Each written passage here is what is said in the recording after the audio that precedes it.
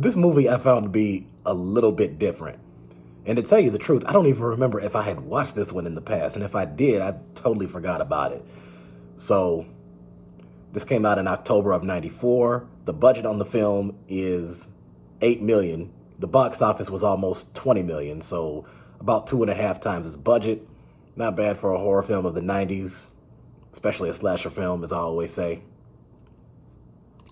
Now, in this movie, you have some of the cast members playing fictionalized versions of themselves, which I found to be interesting. Wes Craven, Heather Langenkamp, who plays herself and Nancy Thompson. Of course, Robert Englund is Freddy again. I mean, he's always Freddy. Miko Hughes is Dylan Porter. So that's Nancy's son. Tracy Middendorf played Julie. She was also in the Scream TV show, Emma's mom. And John Saxon played himself. Tina Vale is Nurse Abbott.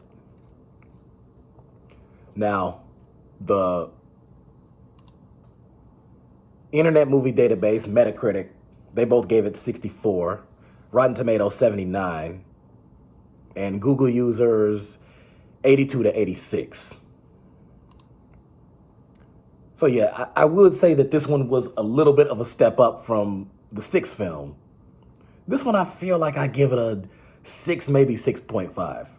There was a part of the movie that was really intensified, like the scene when she was trying to find her son when they were on the freeway with all the cars going. And I'm thinking, okay, if this scene lasts a little bit longer and it goes more intense, I could probably almost go into this with a 7. I think 6.5 is about right for now. Reality and fantasy meet in unsettling ways in this installment of the long-running horror series, which finds director Wes Craven and actors Heather Langenkamp and Robert Englund all portraying themselves. As Heather considers making another film with Craven, her son Dylan falls under the spell of the iconic disfigured villain Freddy Krueger. Eventually, Langenkamp must confront Freddy's demonic spirit to save the soul of Dylan. And, spoiler alert, it worked. And after that, it's assumed that Freddy is dead and gone for good. Assumed. We know how that works with horror slasher films. They never really die, but that was the last film in that particular storyline or in that part of the series or part of the franchise. And what was it? This was 94. And then so they did Freddy v. Jason in 2003. And then there was the remake from 2010. And then that was it. So now I had seen them all. So now I kind of have a refreshed memory on each of the movies. And I have to say at this point, the first two and the remake were the best ones in my opinion. The first one gets a perfect 10. The second one gets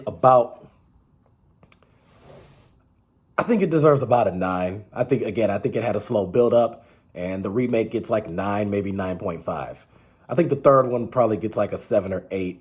That was the one where Nancy died in a pretty intense way. A little bit more cartoonish than I expected, but if it was less cartoonish, I probably would have given that about a 9. So I think that, and Common Sense Media hasn't posted a review on it yet. I mean, I was looking for it. I haven't found anything here. Apparently they don't have anything up yet, but that could change at any time. So as usual, as always, I got the movie on YouTube because it's not on any of the major streaming right now, but I know all the real horror fans have seen it.